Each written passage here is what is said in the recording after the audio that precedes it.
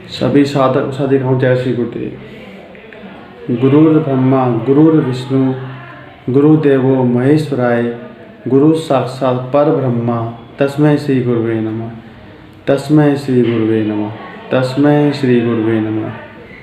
आइए साधक और साधिकाओं, आज हम पतंजलि ऋषि के समाधिपात के 5वें सूत्र की व्याख्या करेंगे और अंत में संजीव मंत्र सुनेंगे। जो नए साधक हैं वो से दीक्षित हो जाएंगे और वह इस योग को करके आत्म साक्षात्कार प्राप्त कर सकते हैं, संपूर्ण विकास प्राप्त कर सकते हैं। और अंत में हम संजीव मंत्र सुनेंगे। 3 मिनट का वीडियो है, उसको ध्यान से सुनिएगा।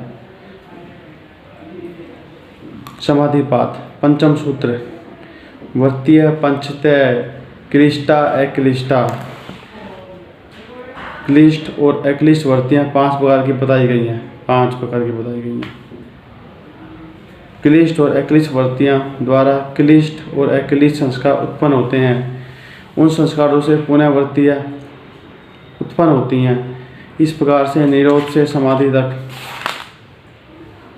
वर्ती संस्कार का चक्र प्रतिसंध चलता रहता है।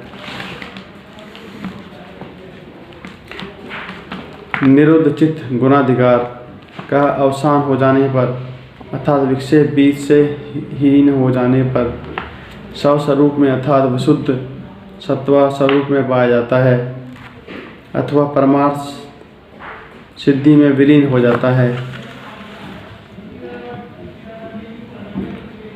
अविद्या 5 कलेश जिन वर्तियों के मूल में रहते हैं वे क्लेश मूलिका हैं। अविद्या, अस्मिता, राग, द्वेष या अभिनिवेश। इनमें से किसी भी कलेश के पहले प्रकट होने से क्लिष्टावर्ती कही जा सकती है, क्योंकि ऐसी वर्ती से जो संस्कार संचित होता है उससे विस्पाक को प्राप्त होकर फिर क्लेशमयी वर्ती पैदा करता है। दुख देने के कारण इनका नाम कलेश है। क्लिष्टावर्ती को सब कर्म संस्कारों का क्षेत्रभूत कहा जाता है, क्योंकि हम जो भी क्लिष्टा और अक्लिष्टावर्तियाँ उत्पन्न होती हैं वे हमारी प्रारब्ध कर्मों के अनुसार उत्पन्न होती हैं और उसके कर्म संस्कार भुगतने होते हैं। क्लिष्टावर्ती को सब कर्म संस्कारों का क्षेत्रभूत कहा जाता है। जिससे जो जीवित रहता है वही उसकी वर्ती है। जैसे ब्राह्मण की याजनादि वर्ती है। चित्तवर्ती का अर्थ है ज्ञान रूप समस्त अवस्थाएं। उसके अभाव हो जाने पर चित्त लीन होता है, इसलिए वर्तियाँ कही जाती हैं। अविद्या के वश में देह, मन इत्यादि पुरुष की उपाधियों को सदा विचार शील भाव में अथवा लीन भाव में वर्तमान रहना अथवा संसरती प्रवाह की गुण ही विकार है। ज्ञान के द्वारा अविद्या का नाश करने के कारण ज्ञान विषयक वर्तियाँ गुणाधिकार विरोधिनी अक्लिष्टावर्तियाँ होती हैं। ऐसे देहाभिमान या मैं ही देह हूँ, इस प्रकार की भ्रांति उसके अनुगमन करने वाले कर्म से उत्पन्न चित्तवर्तियाँ अविद्या मूलिका क्लेशवर्ती है। मैं देह नहीं हूँ, जैसे ज्ञान में ध्यान आदि या उक्त भाव के अनुसार आचरण से उत्पन्न चित्तवर्तियाँ अक्लिष्टावर्ती है। ऐसी वर्ती परंपरा से अंत में देहाधिधारण नष्ट हो सकता है, अतः उनको गुणाधिकार विरोधिनी अक्लिष्टावर्ती कहा जाता है। विवेक के द्वारा अविद्या नष्ट होने पर विवेक ख्याति रूप जो वर्ती उठती है वही मुख्य अक्लिष्टावर्ती है। अन्य विवेक के साथ अविद्या नष्ट होती है। इसको मतलब विद्या नहीं होती, बुद्धि से जो बुद्धि होती है विवेक होता है, इससे अविद्या नष्ट होती है। ये ध्यान देने की योग्य बात है। विवेक का साक्षात्कार बुद्धि का साक्षात्कार तब तक नहीं होता जब तक कि सवरण मनन पूर्वक विवेक का अनुभव गौण अक्लिष्टावर्ती होती है। यह शंका हो सकती है कि जीव तो प्राय क्लिष्टावर्ती के अधिक होते हैं, अतः क्लिष्टावर्ती पैदा होने की संभावना ही कहाँ है। बहुत सी क्लिष्टावर्ती के अंदर उत्पन्न और विलीन होती हुई अक्लिष्टवर्ती कार्यकारिणी कैसे करेगी। भाष्यकार दूसरा समाधान करते हैं कि क्लिष्ट प्रवाह के अंदर पड़े रहने से अर्थात उसी में उत्पन्न होने पर अंधेरे कमरे में झरोखे से आए हुए प्रकाश की भांति अक्लिष्टावर्ती स्पष्ट रूप से दिखती है। अभ्यास वैराग्य रूप जो क्लिष्टवर्ती के क्षेत्र हैं उनमें भी क्लिष्टवर्ती अक्लिष्ट वृत्ति उत्पन्न हो सकती है, वैसे ही अक्लिष्ट वृत्ति के छिद्रों में क्लिष्ट वृत्ति हो सकती है। समस्त वृत्तियों के संस्कार भाव में रहने पर भी क्लिष्ट प्रभाव में पड़ी हुई अक्लिष्ट वृत्ति धीरे धीरे बलवती होकर क्लेश प्रवाह हो सकती है। क्लिष्ट या क्लिष्ट वृत्ति से वैसे ही संस्कार भी उत्पन्न होते हैं। अनुभूत विषय का चित्त में आहित होना संस्कार है, इसलिए क्लिष्ट वृत्ति से क्लिष्ट संस्कार उत्पन्न होते हैं और अक्लिष्ट वृत्ति से अक्लिष्ट संस्कार उत्पन्न होते हैं। आगे कही जाने वाली परमाणादि वृत्तियों में कौन सी वृत्ति क्लिष्टा है और कौन सी अक्लिष्टा है, यह बताते हैं। विवेक के अनुकूल समस्त परमाण ज्ञान अक्लिष्ट प्रमाण है, उनके विपरीत प्रमाण क्लिष्ट प्रमाण है।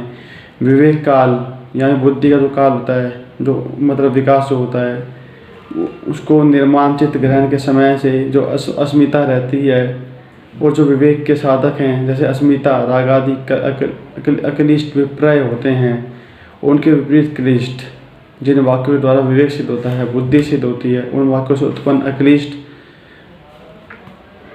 विकल्प उनके विपरीत क्लिष्ट विकल्प होता है। विवेक की और विवेक के साधक ज्ञान में आत्मभावादि की स्मृति अक्लिष्टा स्मृति होती है, और उसके अतिरिक्त दूसरी क्लिष्टा स्मृति होती है।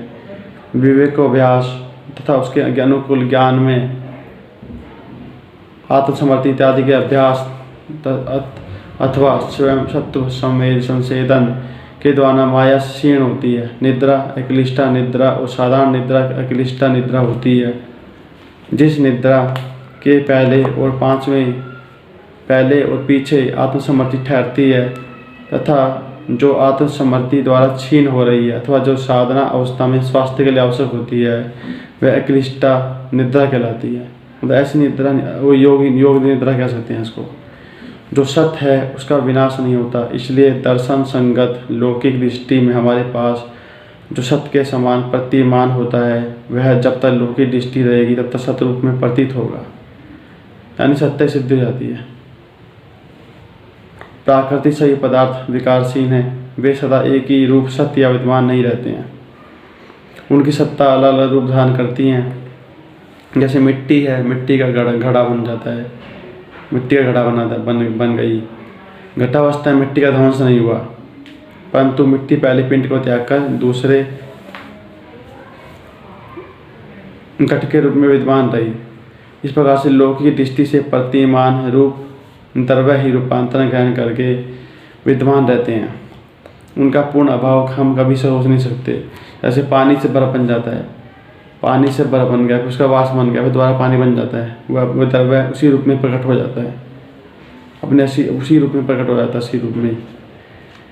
इस प्रकार पतंजलि ऋषि कहते हैं कि आप सिद्ध योग करोगे, ब्रह्मा गुरुदेव कहते हैं सिद्ध योग करोगे तो आप अपने असली रूप में प्रकट हो जाओगे। आप नहीं जानते आप कौन हो, आप विराट हो। गीता के 11वें अध्याय में कहा गया कि आप विराट हो, विराट स्वरूप हो। कृष्ण भगवान ने कहा कि आप विराट स्वरूप हो, यानी राम घर घट का वासी है। अब आपके अंदर जब चेतन हो जाएगा तो आपको भी संपूर्ण कर देगा और आप भी परमात्मा के स्वरूप में चेंज हो जाओगे, यानी अपना आत्मसाक्षात्कार प्राप्त कर लोगे, पूर्ण विकास प्राप्त कर लोगे, तो आप परमात्मा में ही लीन हो जाओगे।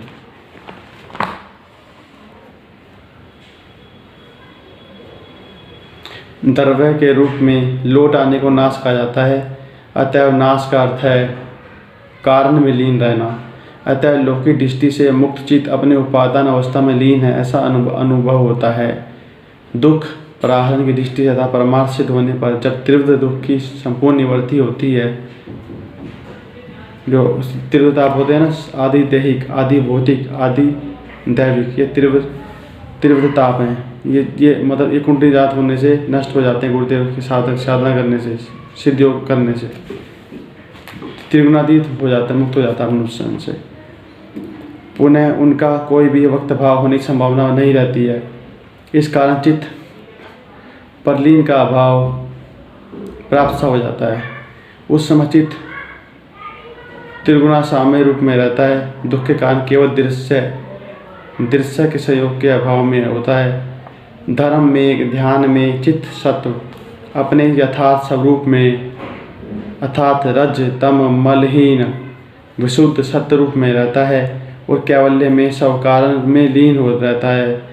रज तमो मलहीन शब्द का अर्थ रज सतम से शून्य नहीं, किंतु विवेक विरोधी दूसरे मालिन्य से हीन है। यानी पतंजलि ऋषि कहना चाहते हैं कि अग्लिष्टावर्ती और क्लिष्टावर्ती उत्पन्न होती है आपके प्रारब्ध कर्म के अनुसार। यानी प्रारब्ध कर्म कैसे करे, अच्छे करे या बुरे करे, ये सोचने की बात है। अब प्रारब्ध कर्म अपने अच्छे करे या बुरे करे, आपको प्राप्त कर्म के अनुसार फल मिलता है। गुरुदेव कहते हैं आपके इस सिद्धियों हम सिद्धियों करते हैं, इसमें आपके प्राप्त कर्म के अनुसार आप आगे बढ़ते हो, साधना में आगे बढ़ते हो, साधना में आगे बढ़ते हो और आप उससे आगे आपको ज्ञान प्राप्त होता है। अन्य पिछले जन्म में आपने जितनी साधना कर रखी है उससे आगे बढ़ोगे। ये ध्यान बढ़ता है, खर्च होने से नहीं घटता है। आइए अब हम संजीवनी मंत्र सुनते हैं। सभी साधकों जैसी गुरुदेव। गुरुर् ब्रह्मा गुरुर् विष्णु गुरुदेवो महेश्वराय, गुरु साक्षात् परब्रह्म तस्मै श्री गुरुवे नमः। तो ये एक ऐसा विज्ञान है जो आज तक प्रकट नहीं हुआ।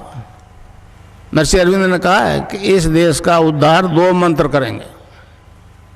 पहला वंदे मातरम, आज हमको वंदे मातरम नहीं बोलने दिया जा रहा। दूसरे को उन्होंने कहा है वो संजीवनी मंत्र है, संजीवनी मंत्र है। समझे पश्चिम में तो संजीवनी वाली बड़ी दिक्कत है। आप तो समझते हो कि लक्ष्मण को बाण लगा था और हनुमान जी संजीवनी बूटी लाए थे, होश में आ गया। मर जाता तो होश में नहीं आता। इस तरह से आप लोग जितने बैठे हो उसका नाम जप करोगे तो अभी से जपा शुरू हो जाएगा। रैदास जी के गुरु ने कहा कि बेटा ये नाम जपो, तो उन्होंने जपना शुरू कर दिया। अब वो बंद नहीं हुए तो रैदास जी ने कहा अब कैसे छूटे, नाम रट लागी। अब मंत्र बता दूं, cling Krishna cling cling Krishna cling, cling Krishna cling cling Krishna cling. Radha के बिना कृष्ण आधा। शिव से एक ही मात्रा हटा लो सब रह जाता है। तो कोई भी मंत्र बिना शक्ति के काम नहीं करता। अब गंगानाथ जी की आदेश है। विवेकानंद जी ने कहा कि मैं नहीं बोल रहा हूँ तो मैं भी नहीं बोल रहा हूँ, मैं तो गंगानाथ जी का मायक हूँ भाई। रेल में तो रिटायरमेंट तो होता था, ये रिटायरमेंट भी नहीं देगा। समझे तो आए तो की कृपा की मुझे, मैं तो इस लायक के बनावा नहीं समझता था। महर्षि अरविंद ने कहा है जो गुरु दीक्षा देता है अपने शिष्य को, वेदों की देता है, उपनिषदों की देता है, भगवान के नाम की देता है, तो उसकी आवाज़ में वो वेट होता है। तो मेरी आवाज़ से अब जितने भी ले जा रहे हो ना, आप मेरी आवाज़ रखो उसके साथ। समझे, आवाज़ के बिना इफेक्ट नहीं होगा। तो मंत्र है cling Krishna cling cling Krishna cling. कै आधा लय में मिला हुआ, बड़ी की मात्रा ऊपर बिंदी, ए के ऊपर आप बिंदी लगाते हो तो अंग हो जाता है ना, अंग। अच्छा अब ध्यान करो भाई 15 मिनट यहाँ मुझे देखो और नाम जब चालू रखो। कोई प्रकार की योगिक क्रिया हो तो घबराएगा नहीं। 15 मिनट ध्यान करो, 15 मिनट में अपना बंद हो जाएगी। मन ही मन जपो और जीव नहीं रहना चाहिए। Cling Krishna cling cling Krishna cling cling Krishna cling.